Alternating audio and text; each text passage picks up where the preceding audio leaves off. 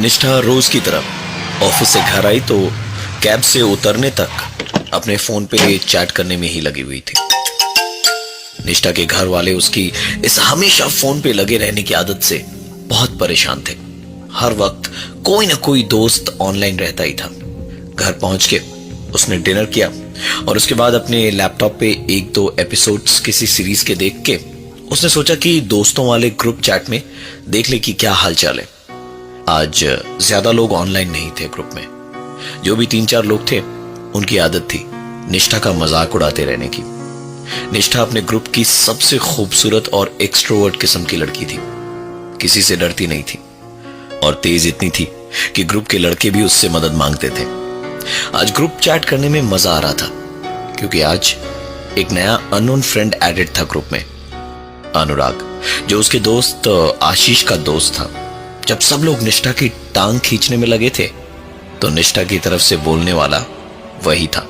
उसको सबकी कहानियां, कमजोरियां सब कुछ पता थी। निष्ठा और वो अलग से इंडिविजुअल चैट भी कर रहे थे। निष्ठा ने उससे पूछा कि तुम्हें इतना सब कुछ सबके बारे में कैसे पता है?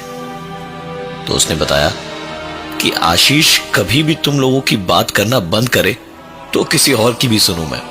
निष्ठा ने फिर पूछा, कहां रहते हो तुम? उसका जवाब रात को किसी को भी डरा सकता था। उसने कहा, तुम्हारे पीछे ही तो हूं। निष्ठा को मालूम था कि यह मजाक है, पर जब पीछे पलटकर वापस पलट के उसने स्क्रीन देखा तो अनुराग ऑफलाइन था। और ऑफलाइन होने से पहले उसने एक आखिरी मैसेज जो किया था उसमें लिखा था, कल तुम्हें एक बैड न्यूज मिलेगी। निष्ठा को लगा कि यह भी कोई मजाक ही होगा और वो सोने चली गई। अगली सुबह रोज की तरह दादी के साथ वो मॉर्निंग वॉक पे गई।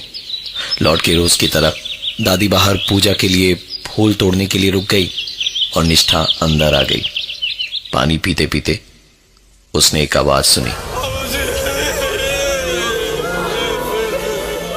अंदर दादी के रूम में जाके देखा तो वहां दादी की डेड बॉडी पड़ी थी और मां ने बताया कि दादी की डेथ उनकी नींद में ही हो गई।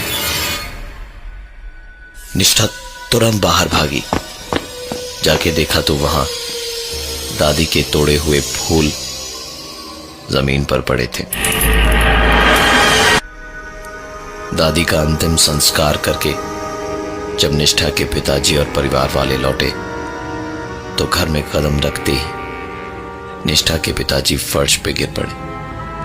उन्हें उठाने गए तो देखा उन्हें बहुत तेज बुखार है। उनका शरीर आग की तरह बुरी तरह तप रहा था। निष्ठा के पिताजी को परिवार वालों ने उठाकर बिस्तर पर लिटाया और तुरंत डॉक्टर को बुलाया। डॉक्टर ने बताया कि शायद शॉक की वजह से उनकी ऐसी हालत हुई है और कुछ दवाइयां लिख दी। करीबन 3-4 घंटों के बाद उन्हें होश आया और जैसे ही होश में आए वो कुछ बड़बड़ाने लगे और धीरे धीरे उनका ये बड़बड़ाना तेज होता जा रहा था। परिवार के सारे सदस्यों ने वो नजारा देखा जहां निष्ठा के पिताजी ने कहा, निष्ठा जब देखो फोन पे लगी रहती है, मेरी दवा का भी कोई ख्याल नहीं रखा तूने। तेरी वजह से मरना पड़ा मुझे। देखना एक दिन सब कुछ तेरी जान लेकर रहेगा।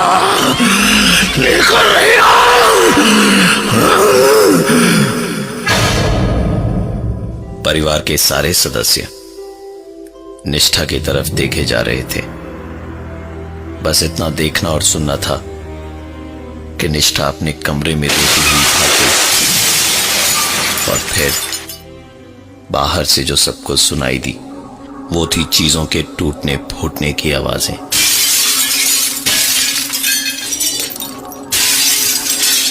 धीरे धीरे इन आवाजों के साथ तेज हुई निष्ठा की आवाज भी। मेरी वजह से हुआ है, मेरी वजह से हुआ है सब कुछ, मेरी वजह से हुआ है, मेरी वजह से हुआ है, मेरी वजह से हुआ है। साफ समझ में आ रहा था कि निष्ठा खुद को थप्पड़ मार रही थी और बोलती जा रही थी। थोड़ी देर बाद निष्ठा की आवाज बदलने लगी और थप्पड़ की आवाजें और तेज होती जा रही थी और आवाज बाहर अब कुछ यूं आ रही थी।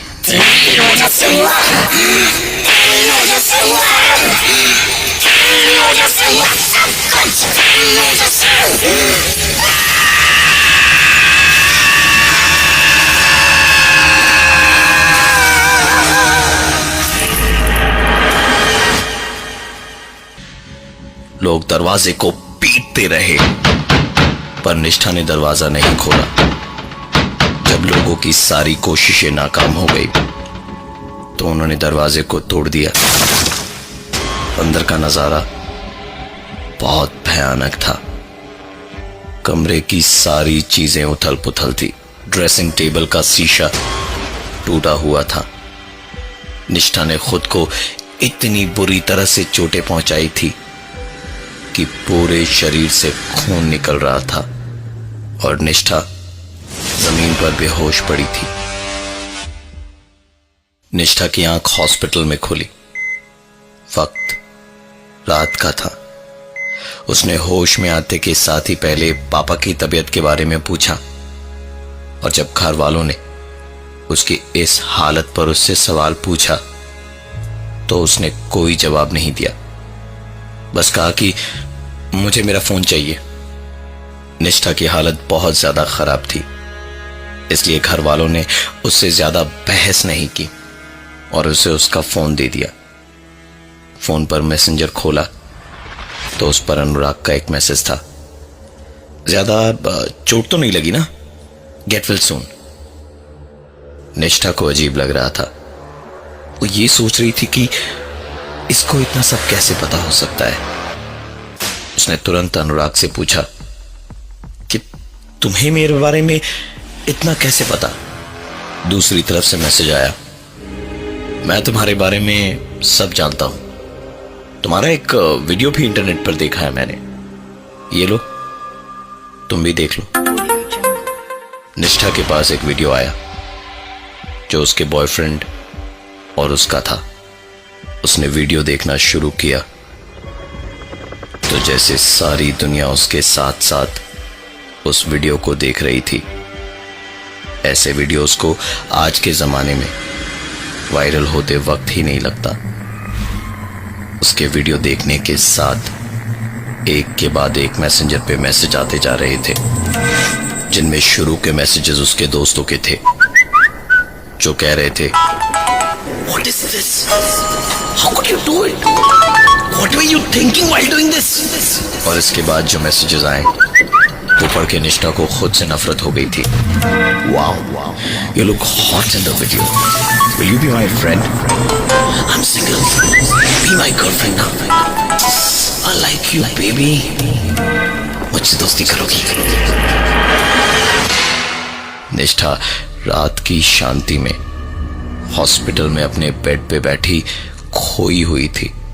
अपने बॉयफ्रेंड को बार बार फोन कर रही थी लेकिन उसका फोन स्विच्ड ऑफ था। निष्ठा को समझ नहीं आ रहा था कहां अपना मुंह छुपाए, क्या करे, कहां जाए। इतने में ही अनुराग का एक मैसेज और आया, एक वीडियो और है, इसको तो जरूर देखना। इतना लिख के उसने वीडियो सेंड कर दिया। वीडियो डाउनलोड करके देखा तो उसके बॉयफ्रेंड का ही वीडियो था, लेकिन इस बार लड़की साथ कोई और थी। निष्ठा को अपने आप से नफरत हो रही थी। उसने अनुराग से पूछा, कौन हो तुम? उसका जवाब आया, वही बदनसीब जिसको इसी लड़के के लिए तुमने छोड़ दिया था। निष्ठा ने तुरंत आशीष को फोन किया तो पता चला कि अनुराग नाम का उसका कोई दोस्त ही नहीं था, निष्ठा सोच में ही थी कि उसने अपने एक्स बॉयफ्रेंड निकुंज को फोन किया तो फोन निकुंज की बहन ने उठाया, जिससे बात करने पर पता चला कि निकुंज की मौत तो तकरीबन 4 महीने पहले यूएस में एक रोड एक्सीडेंट में हो गई थी। निष्ठा को न जाने क्या सूझी कि उसने चैट पे ही अनुराग से पूछा, क्या तुम निकुंज हो? उधर से रिप्लाई में बस एक स्माइली आई। निष्ठा पागलों की तरह उससे बार बार पूछे जा रही थी कि क्या तुम निकुंज हो, प्लीज मुझे बताओ। और उसके दिमाग में सिर्फ यही घूम रहा था कि कैसे अपनी खूबसूरती के गुमान में निष्ठा ने 2 अफेयर एक साथ रखे और जब पकड़ी गई तो उल्टे निकुंज को बोल दिया था, तुम मुझे दे ही क्या सकते हो, तुम अपना रास्ता देखो, मैं मजे में हूं। निष्ठा को अब शायद जिंदगी भर अनुराग के जवाब की तलाश रहेगी कि क्या वो ही निकुंज है। अगले दिन सुबह सलाइन की नीडल निष्ठा के गले में आर पार मिली। खून की कमी से सारा शरीर सफेद पड़ गया था। डिप्रेशन में आकर निष्ठा ने भी सुसाइड करने की कोशिश की, पर हॉस्पिटल वालों के इमीडिएट एक्शन से उसकी जान बचा ली गई। जान तो बची, पर निष्ठा को वो बचा नहीं पाए, क्योंकि इन सारे हादसों के बाद निष्ठा इस कदर पागल हो गई कि आज भी वो मेंटल असाइलम में है और दीवार पर उसके कमरे में चारों तरफ सिर्फ एक ही शब्द लिखा है, टाइपिंग TYPING।